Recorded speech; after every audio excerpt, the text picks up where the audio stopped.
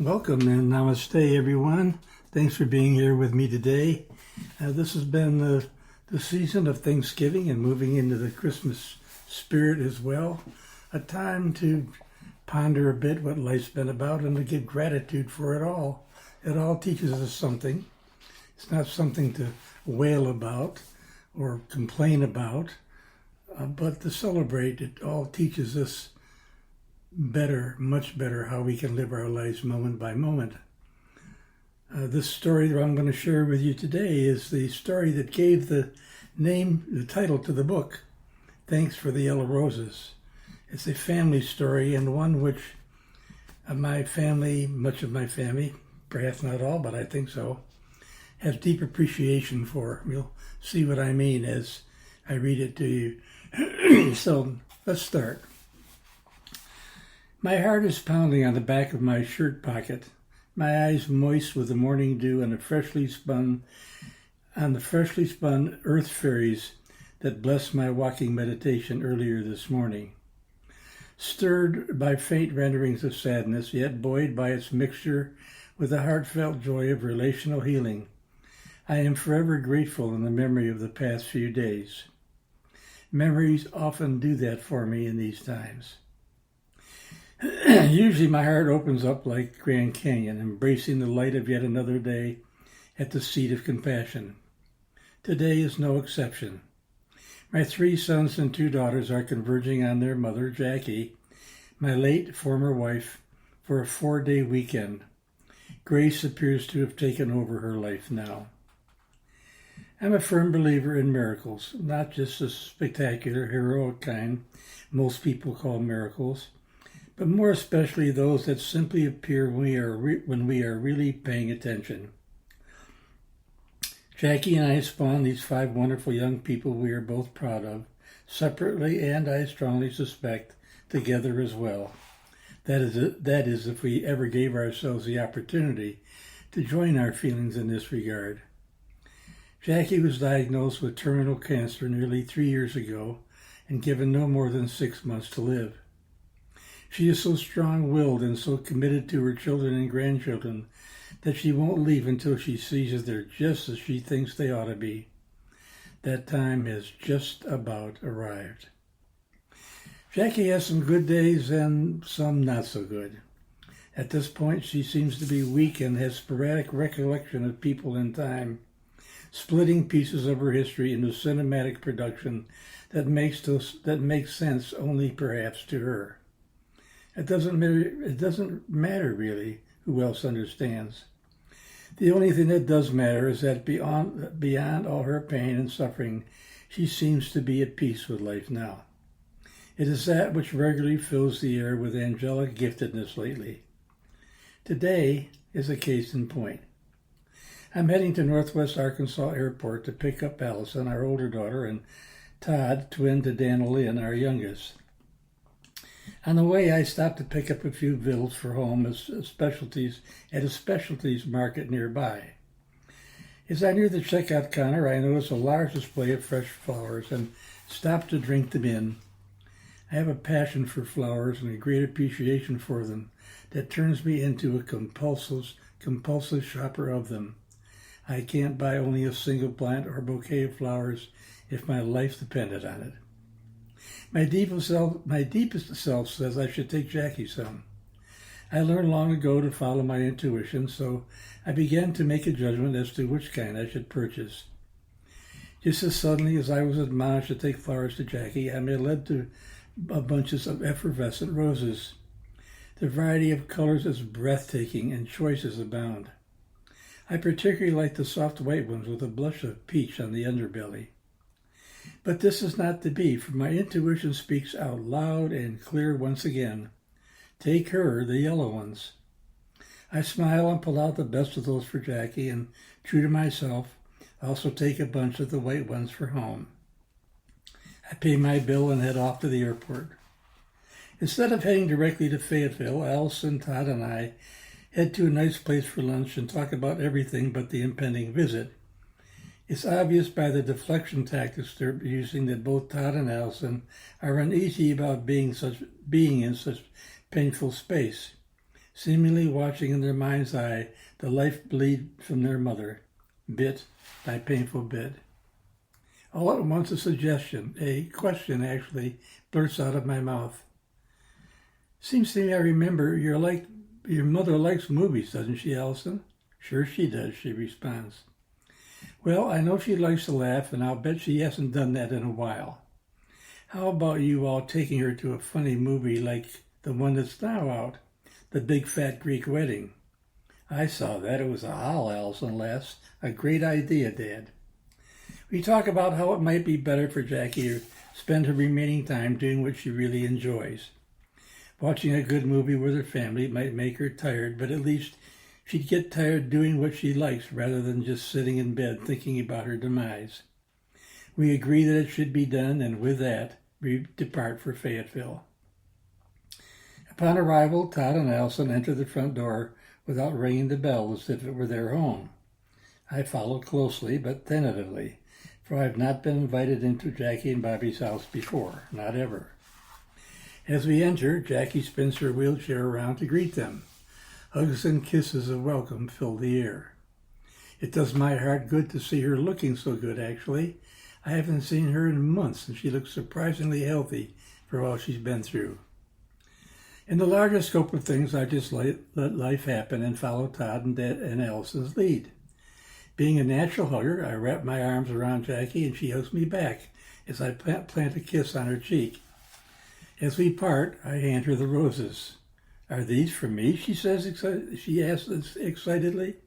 Yes, I respond, not knowing what would come next. Oh, Jim, she beams, you remembered. Yellow roses are my favorite.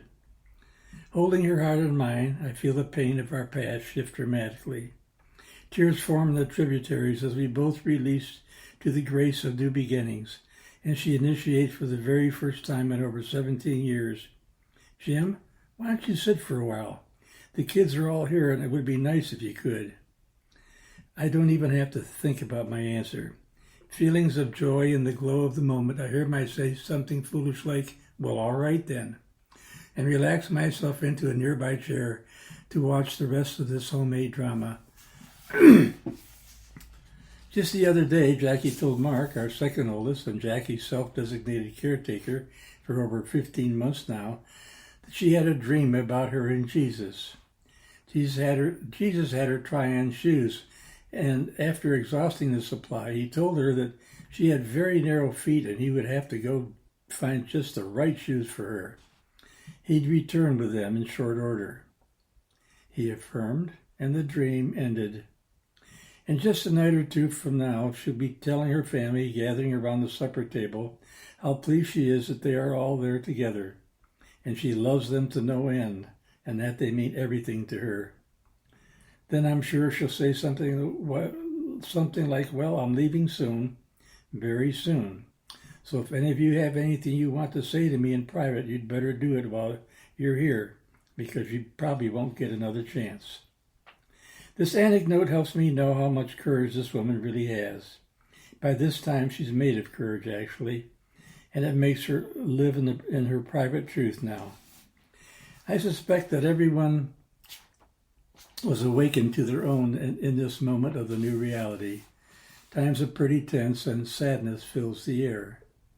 Throughout the day, each of our children confesses a fear or pain to me, all in their own timing, all in their own way.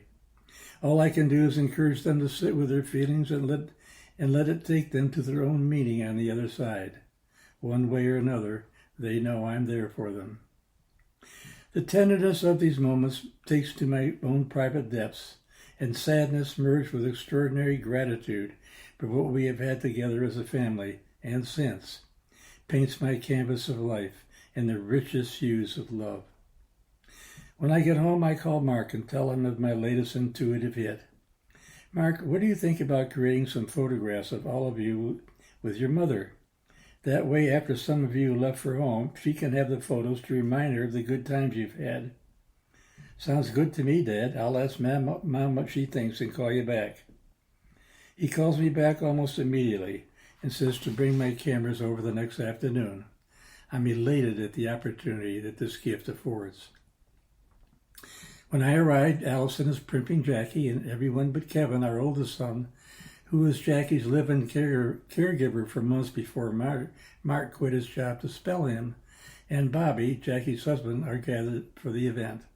Kevin soon's arrived from work, but Bobby has a pressing engagement he can't break. We gather at the front veranda, and I begin to photograph, assembling various configurations as I'm prompted. Seeming out of nowhere, Sherry, Jackie's sister, tells me to get in the picture of Jackie and our children. I beg off, feeling privately it wouldn't be a good idea to have a photo of me with them without Bobby there to do the same. I am admonished to get with it and reluctantly obey. We finish the session with Allison suggesting a photo with the family and just me. We all gather out and around the porch swing nearby. I tell everyone that I'm going to take the film to get it processed so everyone can have copies of favorites before they return home. As I head off, they gather around Jackie and take her to the movies. A smile embraces my heart at the good news. When I return with the photos later that afternoon, Jackie is resting in the aftermath of what turned out to be a fun-filled time for her. Everyone agrees that as long as Jackie can handle it, this kind of activity is what should be continued. Again, there are photographs in this chapter as well. I distribute the photos to everyone, and excited bantering about one photo or another fills the air. During a slight pause in the action, Todd holds up the photo of everyone with Jackie and me and announces wistfully, "Dad, this one is the miracle picture." Time is pregnant with pause, and tears glisten simultaneously in our eyes. The others silently affirm the truth of that proclamation. Immersed in the salve of this loving moment, I know that on some deep level we are healed of the darkness imprisoned by the distant past. My heart fills with gratitude to such a degree that I feel it will burst. Now, a week later, I take 3 copies of the black and white photo of Jackie and the children over to Mark. I have just mailed copies to Allison, Todd, and Dan Lynn. I knock softly at Jackie's front door in case she is napping. Sure enough, Mark comes to the door and, motioning with his forefinger to his mouth, he lets me know our conversation needs to be taken out onto the front veranda.